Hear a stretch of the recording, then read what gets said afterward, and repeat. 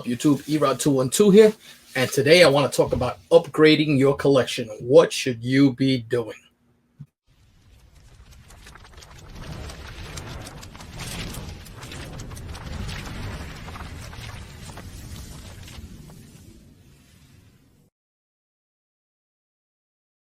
All right, so you're new to collecting and you get caught up in the hobby, or you're an old-time collector and you're a hoarder, and at some point you really want some big keys or just that better book that you don't have, an upgrade.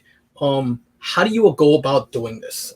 And I'm speaking from experience. I could talk to you from my friends in the New York Warriors and Principal Defects and all, just other guys in this community that you talk to. I was a hoarder. I was buying books upon books. I love reading, and you can still do that. There are ways of going about doing that, be it buy the graphic novels or buy your book strategically online. There's all different ways of doing it. But before you start anything, you have to assess what you're doing. So my determination is like this: take inventory of what you're doing right now. How many books are you buying a week? How much money are you spending at your LCS on new books and dollar books? Because dollar books seem cheap, but they do add up. So like me, I was spending $60 to $80 a week at one point on dollar books. No longer. I have a few books that I get that I have to have because I want to continue to read them. I read a lot of stuff online. I also buy trades when they're on sale, and you go half trades and you can get things at a more affordable price. The other thing is space. It takes up so much space. I had a storage unit. It was so many books, just runs and runs and runs. I was a runs guy for a long time. No longer, but for a long time. Like I finished a full Captain America run. The only two runs I'm going to keep in my collection are my X-Men run and my Amazing Spider-Man run. Just because those are my two titles that are dear to my heart. And that's the thing. If it's dear to your heart, you figure it out. But do the math. If you spend, let's say, $40 a week on books, very easy to do. 10 books, right? Not even with tax and everything else, depending on the shop. And you spend $40 a week, you're spending $160 a month on books. $320 in 2 months. You could buy yourself a really nice key.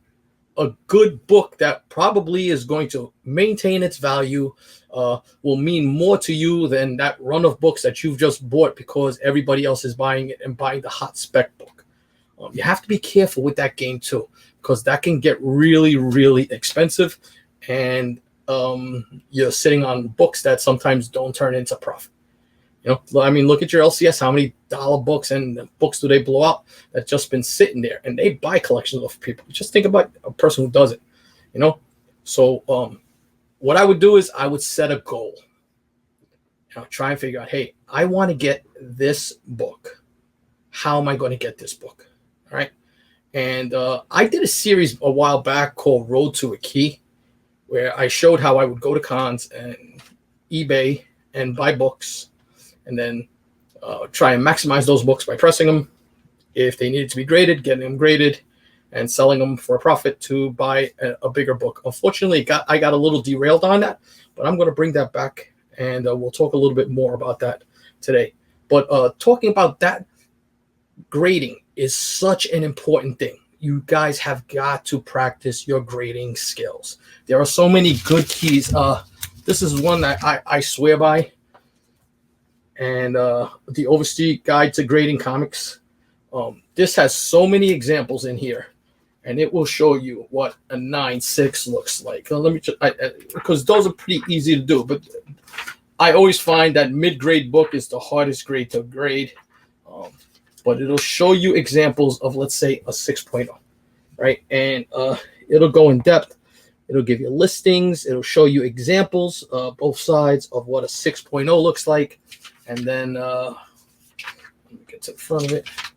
It'll give a definition of what is acceptable as a 6.0. Now, this is not concrete with CGC, but it's pretty accurate. All right. It's a way of practicing. The other thing you do it, look at your slabs. If you have graded slabs, take a look at what your 6.0 looks like. What are the defects on a 6.0? Now you can kind of educate yourself that if I have this, this, and this in this book, I'm not going to get higher than this grade. It'll save you on pressing also. Because if you, a lot of times we'll see little defects, dents, stuff like that. But if that book is a 3.5 or a 4.0 and you've got little wrinkles and stuff like that, but a major tear or something on there, it's not going to upgrade the book. It'll make it look better, but it's not going to get a grade bump on that book. So teach yourself how to grade. I can't stress that enough because it's going to, in the end, help you get full potential on books that you buy. All right. There's a lot of times you'll go to a show, you'll go to a store and look at a raw book, and you'll have to determine if it's worth it for that grade. I mean, you'll get it in your head. Sometimes I'll look up a GPA analysis real quick just to see what the price point on is, or eBay sold. eBay sold is fantastic to see what the current trends are right now and what people are paying for a book. I would definitely do that, and you can see what eBay sold looks like, and it'll show you just in green what books are sold out on that way. It's a valuable resource that I use all the time. If that book, and also another thing before I go off on a tangent, make sure when you're looking at books, you ask to see the book. Look at the back cover. Thumb through the book real quick. Make sure that the page count is pretty good. Make sure that there are no cutouts. I've talked about this before, but look at that back cover. And you know how many times you see a beautiful front cover and the back cover has imperfections that you didn't know about, and you get caught out there. It's happened to all of us. So just little things that you guys need to do to be able to get that bigger book. The other thing is, what's important to you? I mean, are you a guy who needs to have every book in a high grade, or like Very Gary says, you know, and I was watching him the other day and he was talking about that, is he'll take a 3.5 in a Silver Age key any day. Same here. Especially a main character, I'll take a 3.5. I mean, I'll take a 2.5 in something like a Dr. Doom. You know, it's just that's how big that book got. The other thing that you guys can do is trade with other community members. I'm going to show you what a trade that I just made. And you have to build a rapport with people. That's why Instagram and YouTube are so good. Build a rapport with the community. Get to know guys. Do smaller trades first. That's usually what I do. See if that person is trustworthy. I mean, there's a whole thing going on right now in the YouTube community where somebody kind of stiffs some people out of money. But make sure those people are reputable. You'll see the community is so small, even though it seems big, that the minute somebody really does something shady, it's out there. But I just got this book and added this to my collection. And it's Giant Size X-Men #1 in a 7.5. It is a beautiful, beautiful book. Off-white to white pages. Now, and I spoke to the guy I made the trade with, and he had no problem with me mentioning his name. And it's Jay Salsa, who's on our chats all the time. He's on IG. Just, you know, a good member of this community. So Jay told me he had this book available. Was I interested? We started discussing. I had purchased a raw copy. Got it pressed and cleaned, graded out. It came back at 3.5. So I was able to take this book, the 3.5. I gave him $1,800 in cash, and we traded some pressing services and was shipped some books to CGC for him. And I thought it was a fair deal for me. It was definitely a fair deal for him, but I was able to get this book for nowhere near the GPA on this book right now, as far as having to put out that kind of money. You know, it was an all-around deal, but those are things that you can do. Also, like, you know, try and get rid of some of those books that you really don't want anymore, that you at one point had such a, you know, obsession over, or you wanted to hoard, but when you realize it, they don't fit into your collection. You got to figure out ways to do that. You know, what are you going to do? Are you going to go to your LCS and try and sell these books? They're probably going to offer you 30% less than what the cover is. Now, some LCSs don't have great inventory. You might want to see if they take consignments. If you can get them to take consignments at a 10 to 15% price point, I would think about doing that, because you're going to pay 10% in any of these other auctions that you go to. eBay, you're paying 13%. So if you can get 15% for that book and get that money cash for that book, it's a way of going about it. eBay is another way. I haven't sold an eBay in a while, just because of all the hassles that go on with shipping, and some people really don't know grading, and then you get negatives right away. I like our community a lot. I like YouTube, and especially Instagram. And don't be afraid to ask that guy to show you more pictures of the front cover, back cover. Ask if there's any imperfections or stuff like that. But guys will usually sell for below GPA on there, or right around. You can work out really good deals. I've gotten some really good books. I know Biggie's has, and a bunch of the other New York Warriors have gotten some really, really nice books. So if you saw my last video, I had sent in some books with the New York Warriors and gotten them back. So I want to talk about those books, and I want to show you what I'm going to do with those books to turn it into a profit. So we're going to begin doing Road to a Key soon. As soon as I sell these books, I'm going to show the analytics on it. But I just want to talk about these books a little bit and show you exactly what I paid for them and what kind of profit I'm going to be looking at. All right.